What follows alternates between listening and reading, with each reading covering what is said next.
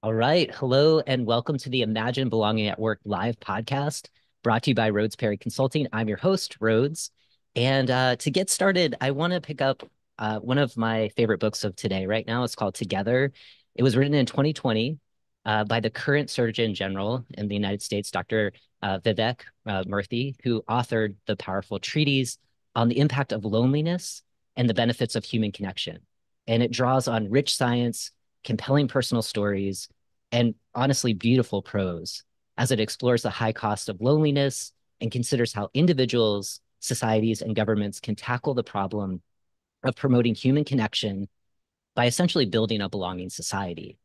And what I really love about the book is that it discovered one of the most common underlying themes, really naming it, of ill health and loneliness without the exemption of wealth, education, or accomplishments.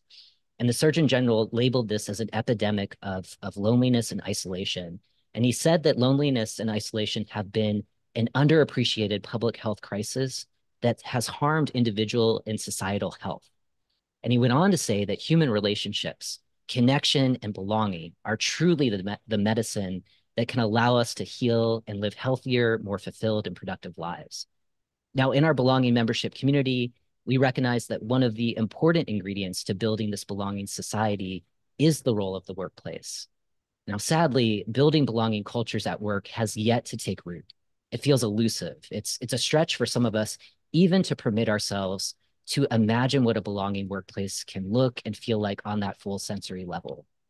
And as George Washington Carver once said, without vision, there can be no hope, no hope.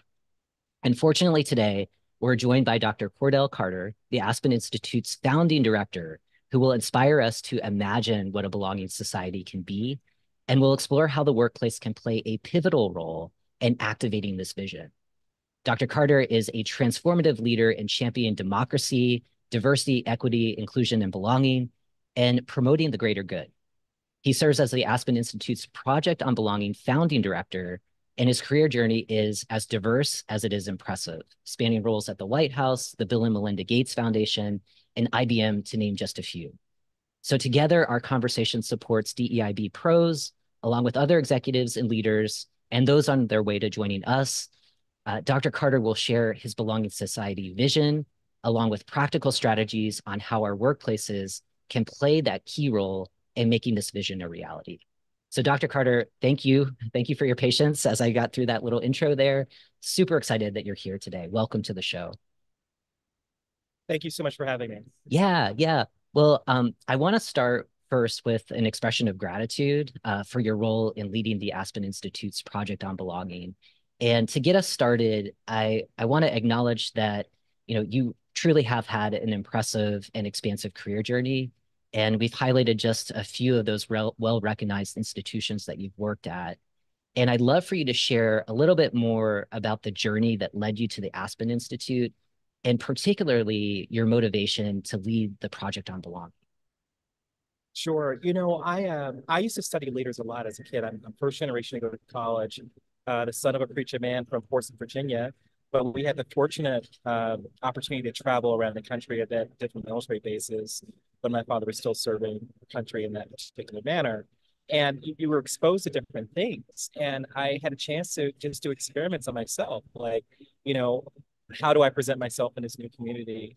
Am I a tough guy? Am I a jock? What am I? And it was a very interesting self-experimentation. Some would say I talked myself quite a bit, but I had a wonderful time just getting really good at integrating myself into new environments. It's one of my superpowers. Like, people are not afraid of me. I'm off-putting. All these traits, frankly, that would make you a really good preacher. have, have, have served me very well. And so when I was in college, undergrad, this is in the mid 90s, I would, go to a who's guide for American leaders. So this is an old almanac. We have the web now, no need for that. But it's just giant tomes, right? Dusty tomes. And I would follow a few leaders, and really I would have notes on them. And when Access database became big in the mid 90s, I started creating my own Access database to teach myself how to build these things. And the goal was to create a decision support system that would help me decide what I wanted to be when I was big.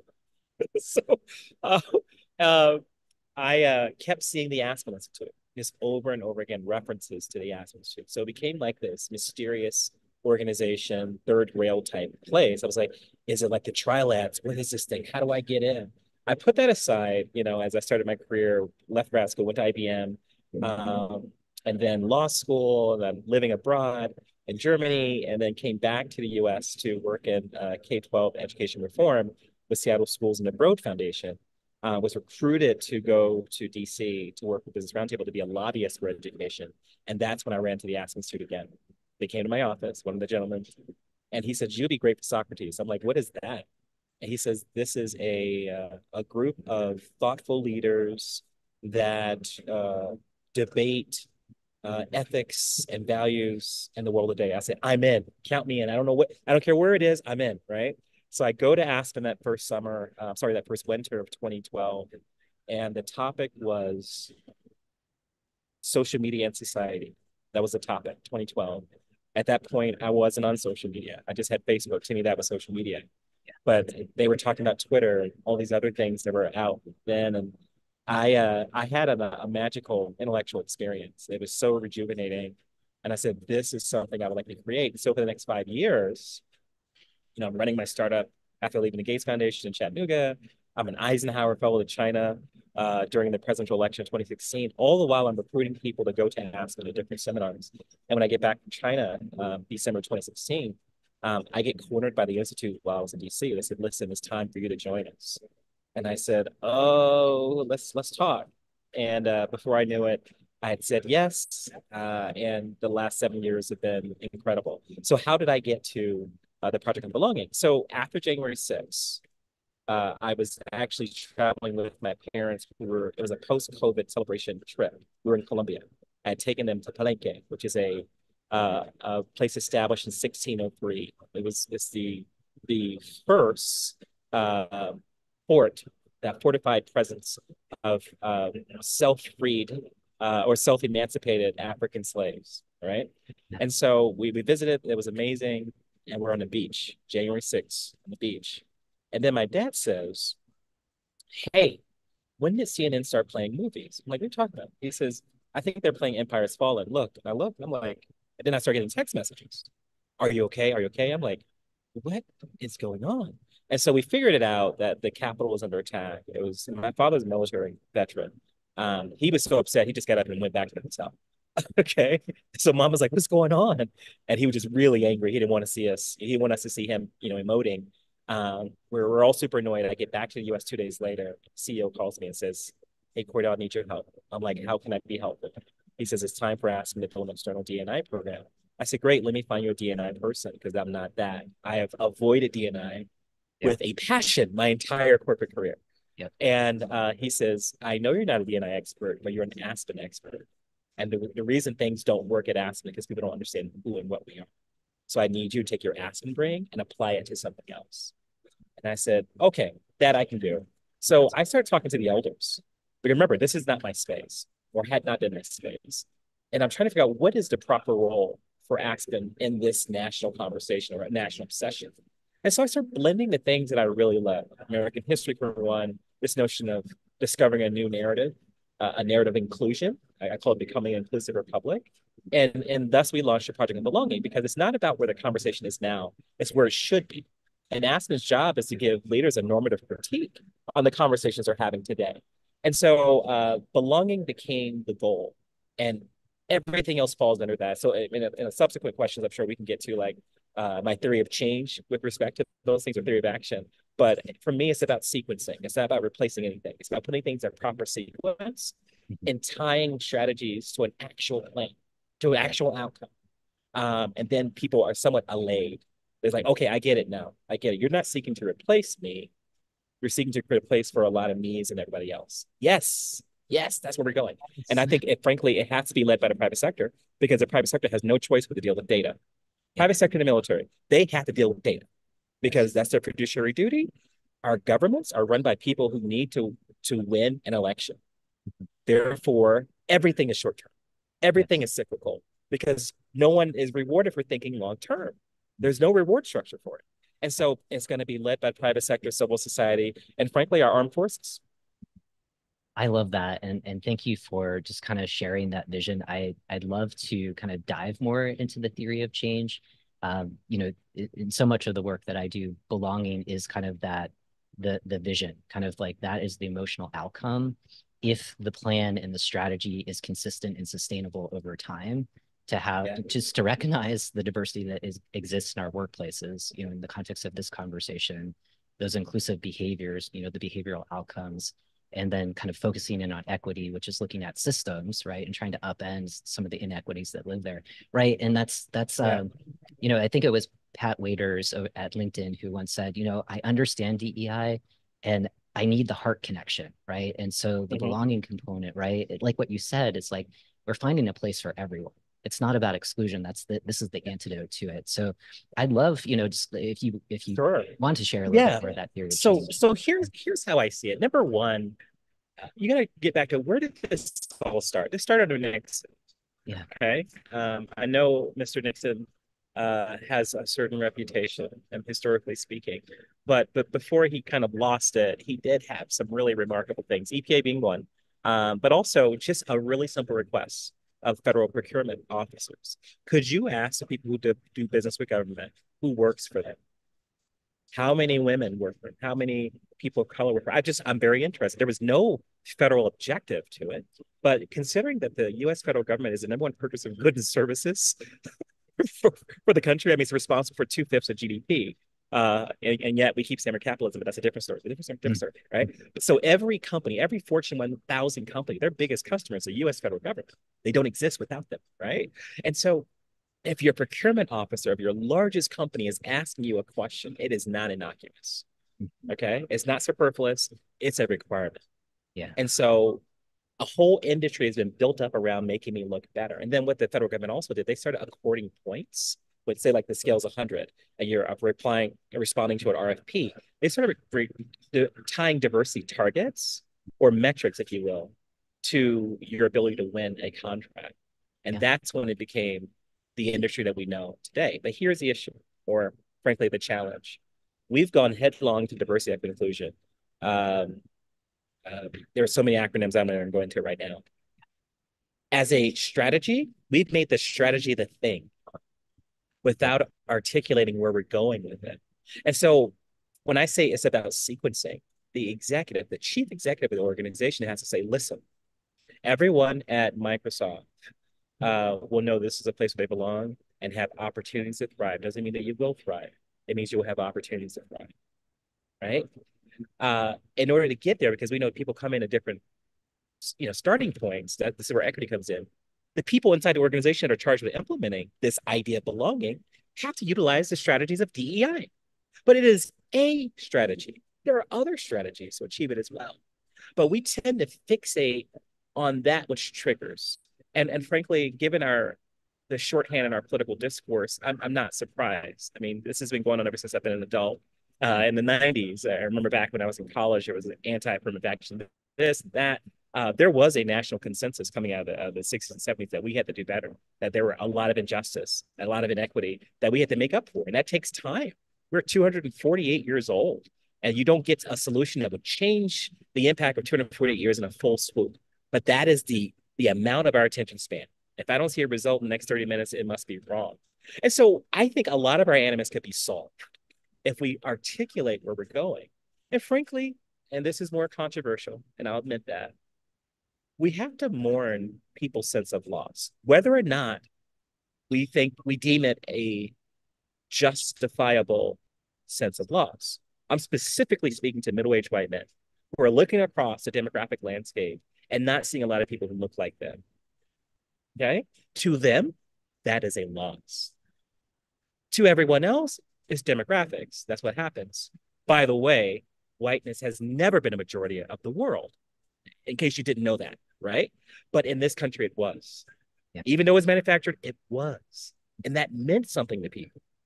And so we can't just dismiss their sense of loss, because if you dismiss it, they may go quiet because it's impolite, but they will vote in a certain way.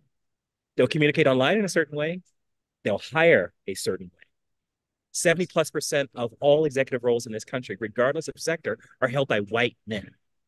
So you can't dismiss them. They are part of the solution. But who wants to be part of a solution that eradicates their presence? That's not what humans do. We fight to survive.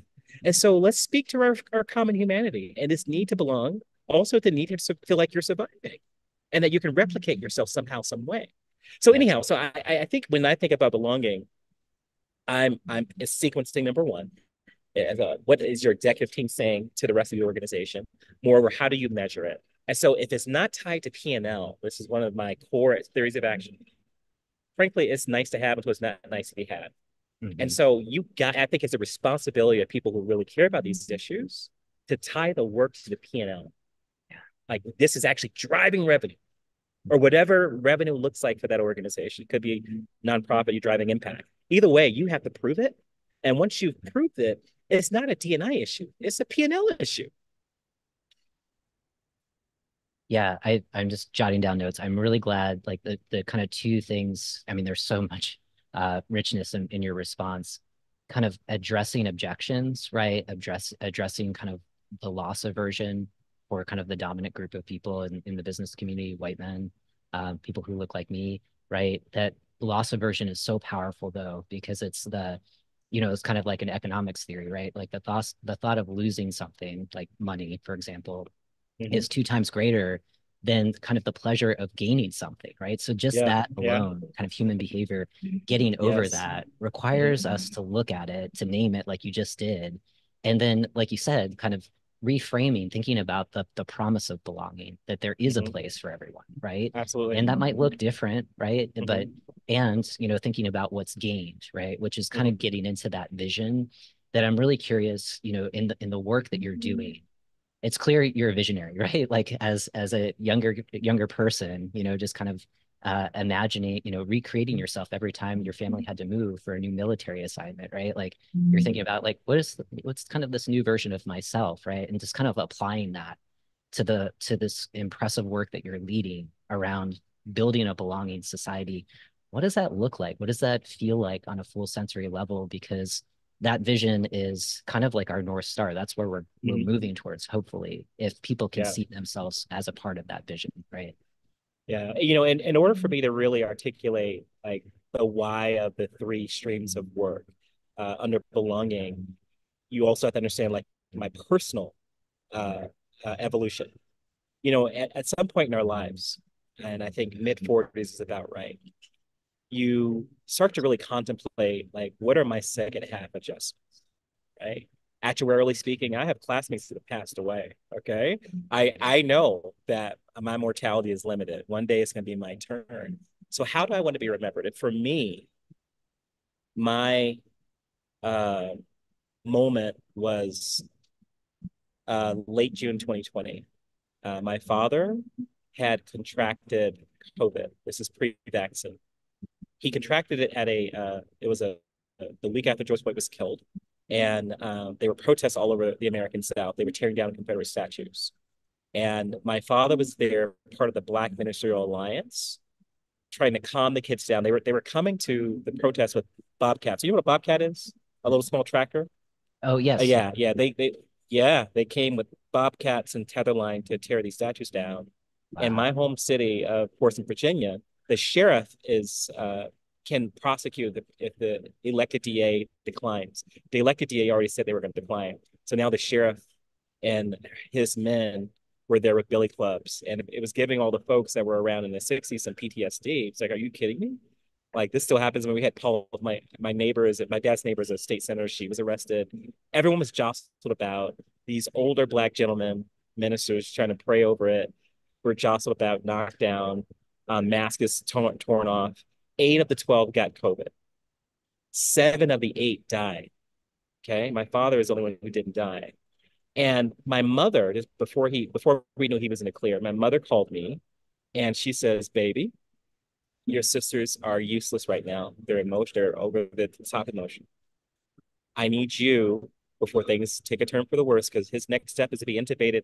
You and I both know he's not going to make it if he's intubated, given the state of his lungs.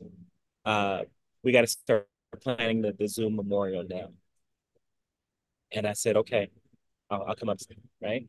So I'm sitting there trying to figure out who's going to sing for dad. Normally, in our religious order, that's a 5 hour homegoing ceremony. It's basically a concert. Anyone who's ever loved this person is going to sing them a song, whether they were invited to sing or not. Everyone's going to sing, right? And so I say, who can I afford to offend? Because on Zoom, it's like really hard to have a lot of singers. So I'm going to do 2 or 3 maximum. And so I flipped the question on myself because I'm reflecting on my dad's 50 years of ministry, essentially. And I know, you know, there's a lot of people that want to say goodbye to him and wanted to honor him. And I had to flip the question on myself. And I'm like, frankly, my folks back home, they don't care about LinkedIn. They don't care what's in my CV.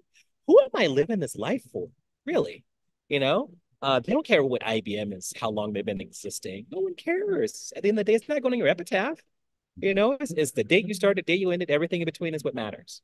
And so I had to really think about, do that self-inventory and say, okay, what is it that I'm trying to leave this world with? And for me, it's a civic ministry. I can't do what dad does. I'm not so inclined. Um, but I do feel like I minister in a way.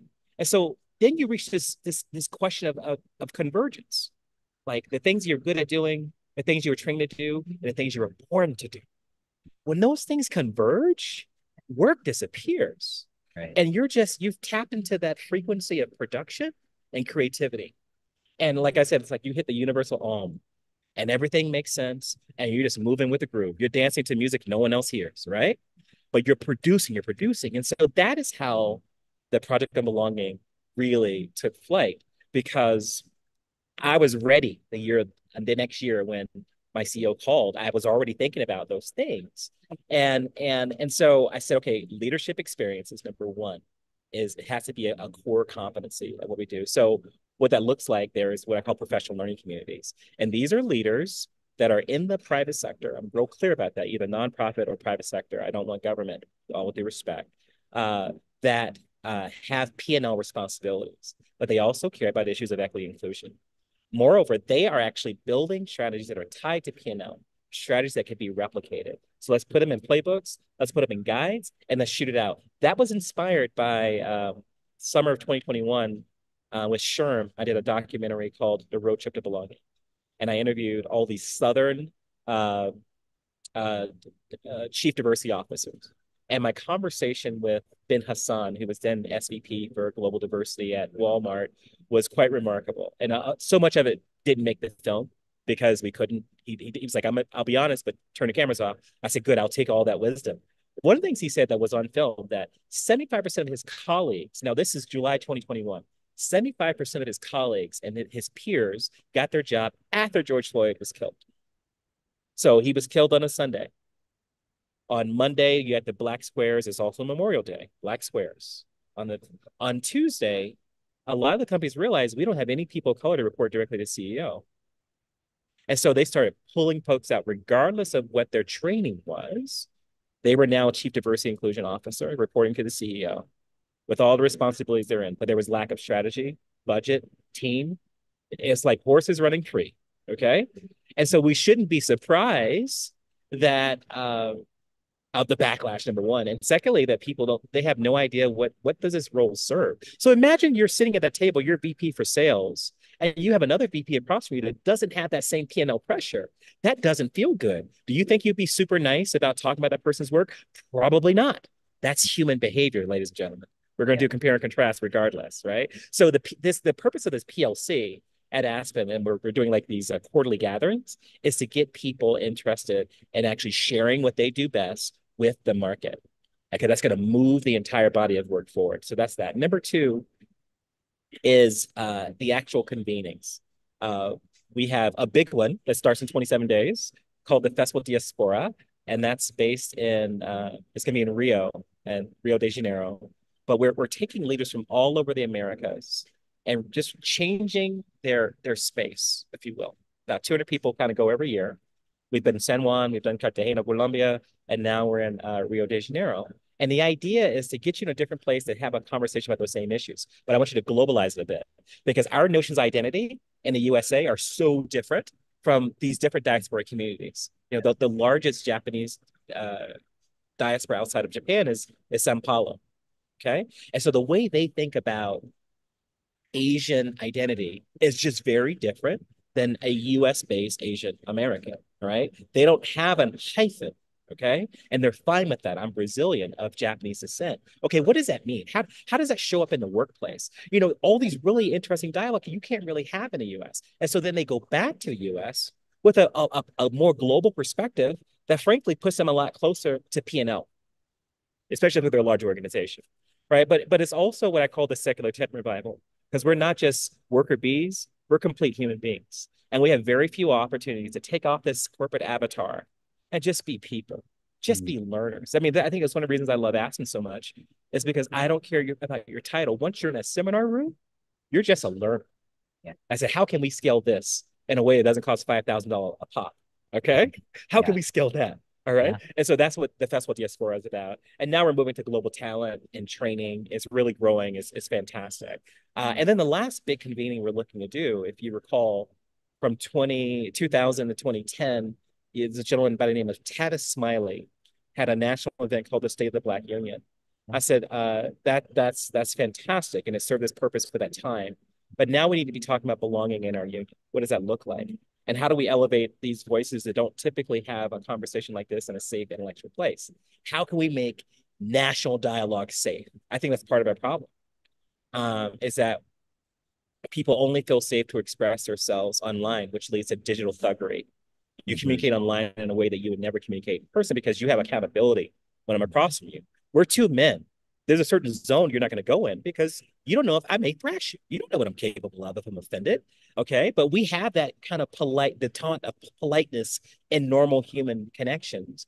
But this digital space has created a cloak of invincibility, and everyone is a tough guy online, and we're not having genuine dialogue. We're just there to troll each other. I'm like, this can't be good for humanity. So we had to find more spaces for people just to be human, to connect with our common humanity, to realize we're all like those aspen trees you see on a grove. These aren't independent trees. That's a common root system. Okay. They're connected. They can communicate. That just like us, we have our common humanity. Even though we look different, we have our common humanity. And then the third part is actually a cohort experience. And here, the question that is before my head is, what does the 21st century civil rights leader look like? Okay. It's not a look, by the way. It's not appearance. It's about the trainings that they have, the skill sets. So instead of being great orators, um, they will be amazing data analysts. They can take a data set and say, okay, I want to impact underestimated communities. Let me look at your data, the impact data. Who's underestimated you? Because invariably, we know what those people are going to look like. So I don't need to go in with my policy that says I want to impact Black women and then watch myself be sued. No, I want to impact women, people who do not get funding typically for these entrepreneurial pursuits. Many of them will be Black and brown. I can promise you that's going to be the case. Okay. But if you change the way you talk about the work and have it data focus, it's defensible. Moreover, we have to understand algorithms better. User generated algorithms actually coming from the people that you're seeking to serve rather than imposing something on them. What does that look like when you're leading a nonprofit? What does that look like when you're a divisional manager of IBM? The goal is to create a common leadership experience that is vested in the American story that will lead to massive change by a new set of leaders for this generation. I believe we're in a fourth founding of this country. And that fourth founding is this post-civil rights era. I think I call it the moral reckoning of the 2020s. And it requires a new set of leaders. And these leaders are going to be quantitatively sound. They're going to have completely different training. Many of them be privileged, so to speak. They come from great backgrounds, but they're going to have the same spirit as those freedom riders from 60 and 61 who turned their bodies into living sacrifices just because they wanted the country to be a better place. They didn't have to do a damn thing. Those kids, those Jewish and Catholic kids from Michigan, from Iowa, they were fine. They put their families' esteem on the line to protect people who had no choice. Like if you're a Southern civil rights worker in the 60s, life sucks. And so if you're killed, at least you're killed doing something amazing, right? That's going to move the country forward. Well, having those essentially bodyguards changed the game because the world got to see the brutality of American law enforcement trying to essentially sustain apartheid. And so that's what I'm trying to invoke. Like, what does that look like in a more clinical sense? What are those trips like? Because we're not going to Aspen, we're not going to Rome. Okay, we're going to Atlanta. We're going to Stonewall. We're going to a place where the American story is actually unfolding and has unfolded. We're going to walk the Pettus Bridge. We're going to the Anti-Slavery Museum. Okay, we're going to go to these sacred grounds where indigenous peoples have been slaughtered just for existing. That's the American story. Good, bad, and different. Let's take it all and let's do something with it. So those are the parts of the project of belonging. I'm really focusing on the convenings right now, obviously, because they're a little easier to do. But we hope to continue to build momentum for the cohort experience.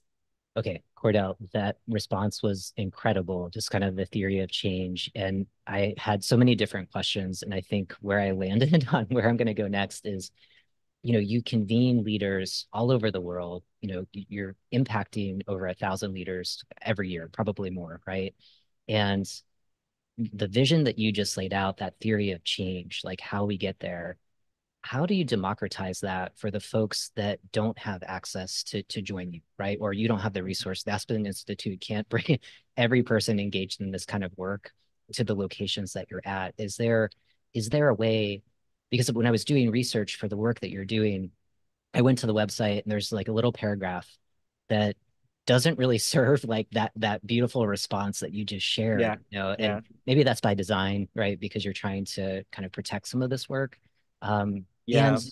people need what you're doing. It's brilliant. It's brilliant. So I'm sure you have lots of Yeah. ideas on that. Like how Well, can you get that info? let, let's be real for a second. Yeah. Aspen is a great organization, but we battle with the same issues Mhm. or theory of action that other similar organizations battle. And that is you have a group that's focused that believe that the top 1% of leaders are most capable of propagating massive change. So we should focus our efforts on them. And you have a group that believes that leadership is far more little d democratic or little c Catholic, and that people can lead from a variety of stations. And so the battle we have, our titanic battle, if you will, is having programs and a certain theory of action and frankly a certain branding that this is just for elite leaders. If you're not a Supreme Court justice or a CEO, you probably can't afford to go to IDS Festival. Why the ticket is $8,000, right? Yeah. And then other groups like me, my group, Socrates and Project on Belonging, that are intentionally pricing things so they're widely acceptable and accessible to people. But even with all of that, you realize that this is still grass tops or maybe even grass blades. Mhm. The real work is at grassroots. And frankly, all three in concert is the best solution. And so a part of the work of civic ministry is a grassroots work. I'm like, you remember Garrison Keillor, Prairie Home Companion? I, Yeah. I love that show. It was one of my favorites. I grew up listening to that on Saturdays. I want to take a Garrison Keillor-like approach to belonging. And frankly, I don't think I can do that at Aspen. I'll be frank with you. Okay. They know this. This is why I'm kind of constricting my time, really focus on discrete convenings so that you can do what I believe this work demands. We can't be civic ministry if we're not ministering to people, right? People that have been underestimated, that frankly would never get to experience this content but for us bringing it to them. And so I have great news for you. Great news. We're doing our first belonging bus tour in Indiana in April, and nobody at Aspen is funding it. No one who funds Aspen is funding it. These are all small local organizations. We're going to hit 3 different cities. Hopefully, we'll end up at my alma mater, Notre Dame, to do a big convening on anti-poverty and frankly solutions to get us past this thing. And frankly, the role of a faith-based institution with problem solving. Okay, like hey, it's not about building your coffers and your endowment. That is a metric of success, no doubt, but it's not a metric of impact. Real impact is real work. You got to do the work. And why not have some kids to have a faith orientation that believe you're supposed to make the world a better place in the front of that work? And so I think this is some very exciting some developments. And frankly, the grand vision is that we do this big national event under the Aspen flag. This is belonging in our union. It's a fantastic organization to do something like of that scale when you're literally bringing 500 people from all around the world to one place for one day. That is Aspen all day long and twice on Tuesday. But that work in these different places, Wichita Falls, Jackson, Mississippi, that is is you got to get on the ground. You got to get your hands dirty for that because you literally have to negotiate partnerships and navigate the politics of each place every single time. And so it requires a different level of effort and flexibility. And so I'm pleased that they've given me the flexibility to do that work and do it in concert with the work that I believe Aspen is best suited for. And so, yeah, but I heard your point. I heard very well. I've been fighting this fight for a long time, and hopefully, I think we're at solution time now. Okay, so your message, your work so resonates with me, and we share an alma mater. Notre Dame was also where I went, so I just Go there's a lot of Irish! good synergy right now. And Yeah. yeah, I have one more. I want to keep talking, and I definitely want, however this community can promote the bus tour that you're doing, the Belonging bus tour, and also the Yes. documentary that you did. Yes. Happy to get I'll that put the message link in the out there. chat. Yeah, I'll put the link in the Yeah, chat. thank you. Thank you. And we'll be sure to share Mhm. that in our show notes. Yeah. So kind of last question, and then we're going to jump into our private Q&A session with our members. So, we're imagining, I mean, you shared the vision for the Belonging Society, which is grand and big. And for us, kind of where we're positioned, we're thinking about the future of work, imagining the future of work. And so what advice can you share to really encourage us to keep leading the work that we manage today, while also really boldly sharing that vision? And ideally, I think a lot of our audience really resonates with what you're sharing, right? So how to share it with other emerging belonging champions, even when our voices waver. So many of us are facing, the impacts of backlash right now. So just Mhm, looking for some mhm. inspiration, some final words from you on that. I would say focus on the outcome and focus on the rectitude of your efforts. This is the right path, right? You're essentially prophets wherever you are. And as we know, the prophet is never loved in their hometown. That's just what it is, right? They only love you when they see your name in light somewhere else. And so know that belonging is the right language to use and bundle things underneath that and then get as quantitative as humanly possible. Fight them with data. The campaign, the active campaign, I don't know if you saw the Wall Street Journal article last week. There's an active cabal that is funded, well funded, and they're going after all forms of DNI wherever it lives. Okay, as they say, wherever it lives. And so you have to be just as savvy, just as organized to combat this attack. And so my strong advice is to nationalize the discussion. Number one, this is a national security risk.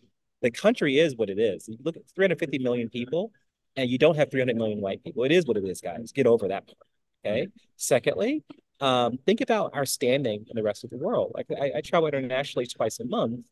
That blue passport with the eagle and the talons with the arrows in it, that means something. All Yeah. right. And I want it to continue to mean something. But if we fight each other all day long, the world isn't waiting for us to figure ourselves out. Okay. They're going to move on without us. And all of a sudden, you're an also ran. I don't want to be an also ran with that passport. Okay. I want to be the top dog and I want all the smoke that comes with it. Okay. So speak to people's sense of patriotism and Mhm. connect this work. So just got to be savvy, connect the dots, and come with your data. Yes, yes. Thank you for that, Cordell. This has been amazing. And we will share all of the links so that folks can find your work, support it, share it with other people, because those of us in doing the work every day, we really need to be reminded of that vision. Yes, And it's so yes, powerful. So I really, really yeah. appreciate If you I being. if I can add one more Yeah, thing, please, the please. importance of self care. We're on Yes. the front lines. Yeah. I mean, schedule one day a month for just to do nothing. I call it Blue Sky Day, and I take the team to a museum, and there's no agenda. But we're in DC. It's easy, right? Smithsonian. Oh We yeah. we we we walk around. We get inspired. We talk about the art or the exhibits. We have lunch, and then we go Mhm. back to the office for half a day. And we never bring it up, but it's just a break that causes the brain to do something different. And the level of stress you're on, that cortisol goes away and it's replaced by different chemicals, dopamine, serotonin, as you're enjoying just kind of, having a drink with the boss at lunchtime. Ooh, scary, right? But it's just something to get us out of our routine of constantly preparing the table for others to eat because we starve ourselves. And then we Yes. wonder why you're running out of juice. Why am I so lethargic and tired? It's because you've expended everything in you for others and you haven't replenished it. So you have to get in the practice of replenishing yourself. Uh, have some schedule to do it. I'm an every 15 days type of guy at this point. under a lot of stress, but this is Yeah, good stress because I'm up to good trouble. So this is good stress. yeah, And yeah, but I do want things to be great, and that's my level. That's my own issues. Always seeking excellence in everything that I do. yeah. But you got to refresh yourself. And so, I mean, the resort we're going to today for the seminar, guess what? World class spa. Guess where I'll be before we start? World class spa. Yes, yes. I love that blue sky days. And it's so, so Thank important. you. Yeah, we've had a number of folks who um, have been on the show really talking about strategies to identify and kind of mitigate burnout. So just thank you for that. Thank you Yeah. for your presence and your time today. And for folks, if you're tuning in, watching this on LinkedIn or Facebook or YouTube, I want you to know that I really, really encourage you all to apply some of these lessons or take some of the vision that Cordell has generously shared with us and really bring it back into your workplaces, bring it back to home, engage in those conversations. If you want to connect with inspiring leaders like Cordell, be sure to check out the Belonging membership community. We're about to kind of jump into a private Q&A session now. And one of the great perks of the Belonging membership community is you get to attend workshops like what we have planned later today, which is a workshop called Set Your 2024 DEIB Vision. And if you're a member, you get to attend all of those great workshops for free. So thanks everyone for being here today. Thanks for growing the Belonging movement. We have a visionary leader here who is kind of giving us our North Star. So hope to see you at our next live podcast streaming. Thank you.